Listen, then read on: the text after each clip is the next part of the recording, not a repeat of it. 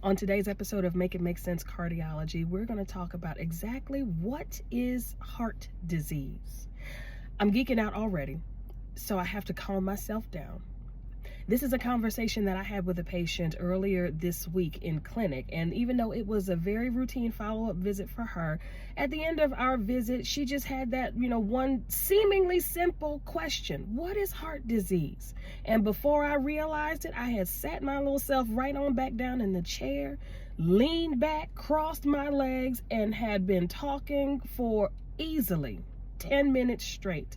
And the medical assistant came knocking on the door like, you got other people. So I'm going to pick up today where I left off with her.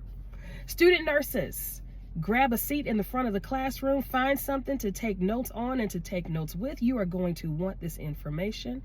For those of you without any formal medical training, this is going to be perfect information for you because it's going to make a whole lot of sense if you need to go see a cardiologist and for what reason.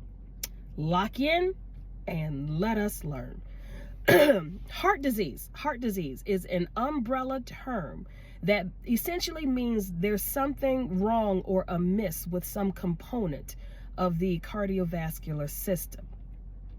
You guys have heard me say before on previous posts, your heart, my heart, everybody's heart is just like your house. Your house has a plumbing system. Your house has an electrical system. Your house has a structural framework. The heart is no different whatsoever. Your heart, my heart, everybody's heart has a plumbing system. These are the veins and arteries that take blood to and from the heart to various organs. Your heart has an electrical system, a very special network of cardiac cells that has the very unique capability of not only conducting electricity, but firing it as well. And it's this electrical firing that tells the muscle of the heart when to squeeze, when to relax. That's your heartbeat. And then finally, your heart, my heart, everybody's heart has structural integrity. There are structures in the heart that give it form, that give it shape. Now, by comparison, if your house, if something goes wrong with the plumbing of the house, you have to call the plumber, right, to take care of it. Same thing with the electrical system in the house. Same thing with the structural integrity of the house. You have to know who to call for what type of issue is going on in your house. You don't call the plumber to fix electrical issues. You don't call a carpenter to come and fix the plumbing problem. The heart is no different, y'all. The heart is no different. If you find yourself with a plumbing problem in the heart, you call the interventional or invasive cardiologist. These are the cardiologists that deal with blockages or impairments in blood flow. That's what they do. So if you have been told that you may need an angioplasty, a stent, or that you may have had a heart attack, these are the types of cardiologists that you want to see.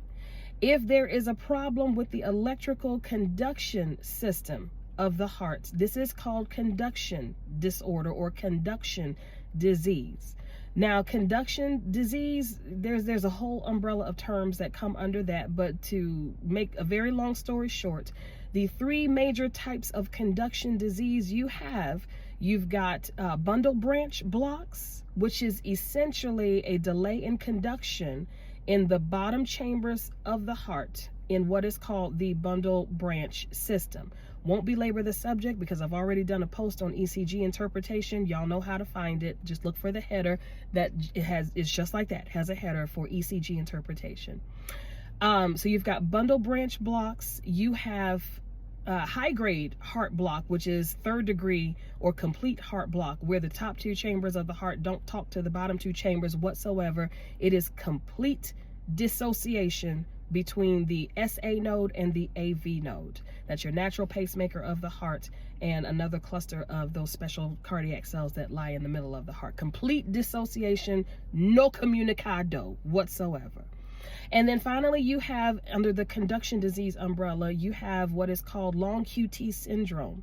Now, long QT syndrome, again, not going to belabor the subject because you'll find that ECG interpretation post. That just means that there is a significant delay in not only how the lower two chambers squeeze, like the timing of the squeeze, but there's a delay in relaxation also. Now, bear in mind, for those of you who are seasoned nurses or student nurses, if you've kind of covered this in one of your classes already, you can have on your ECG what is called a prolonged QT interval. That is not the same as QT syndrome, long QT syndrome. That is those two different situations.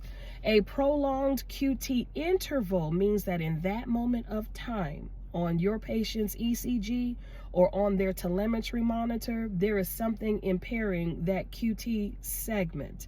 And it could very well be a reversible culprit. Maybe there's a medication that is contributing, or electrolyte derangements, or sleep apnea. Something is fixable, correctable to get that QT interval back where it needs to belong.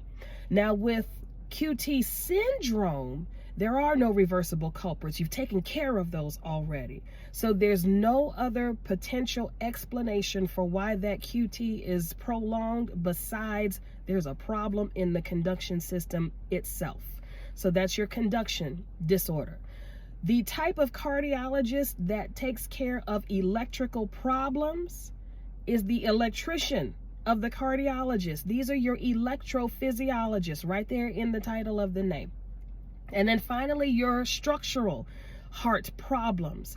Think, if you will, the structures that give the heart shape and form. We are talking about your valves. We are talking about septums. You have patients who have, valves that don't form like they're supposed to, like bicuspid aortic valves. You have ventricular or atrial septal defects. You could even have congenital heart disease like tetralogy of Fallot. Nonetheless, if there is a problem with the structural integrity of the heart, you need a carpenter to fix that. And the carpenters of the world of cardiology are cardiothoracic surgeons. Now, let's hypothetically say that your primary care doctor sees a problem and they don't know exactly who to send you to. Do you need a carpenter? Do you need an electrician? Do you need a plumber? They don't know. So you get sent to a general contractor. Just remember, like your house. If you don't know who needs to fix your house, but you know you need something fixed, you call the person who knows the people. This is your general contractor. And your general contractors in the world of cardiology are your general cardiologists. Pretty simple, huh? All right, now, I gave my patient some statistics, and it was at this point where I found myself kind of geeking out, and that's when the MA came in, because she was like, ma'am, you have work to do. So just to hit y'all with a couple of statistics, and then you can pick up the baton and do the rest of the research yourself. Y'all, did you know heart disease, you see how I got to calm myself down? Heart disease is the leading cause of death, irrespective of age. Well, that's not true. We're talking about adults. Irrespective of gender and ethnicity, cardiovascular disease, heart disease, is the #1 cause of death. And I'm talking about people here in the States, in America, United States of America. Of those people, I'm geeking out. 1 in every 20 adults will be afflicted with some form of cardiovascular disease. Of those people, 1 out of every 6 deaths is due to a heart attack. Again, in America. A heart attack in America happens every 40 seconds.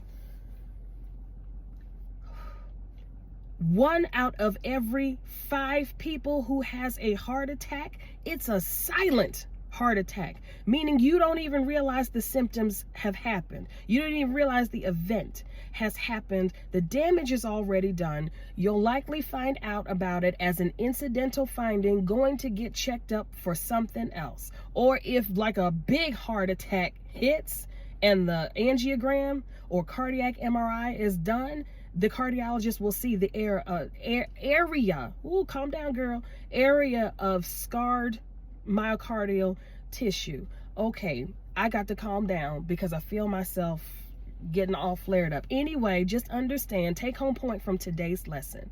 Heart disease. Heart disease has three forms. Either you got a plumbing problem, wherein you would need an invasive or interventional cardiologist.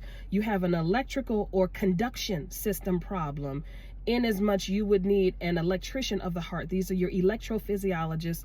Or you have a structural problem and you need a carpenter. That is your cardiothoracic surgeon. Ooh, okay. And scene. Okay. Any questions? You guys know how to reach out to me. Like, follow, repost, share, all that jazz. I know y'all can see my eyes dancing. This is why I really do love what I do. I get excited when I talk about the craft that I love and what I continue to learn about every day. Anywho, class is dismissed. Share information with your peers. Until next time, y'all have a good one. Bye.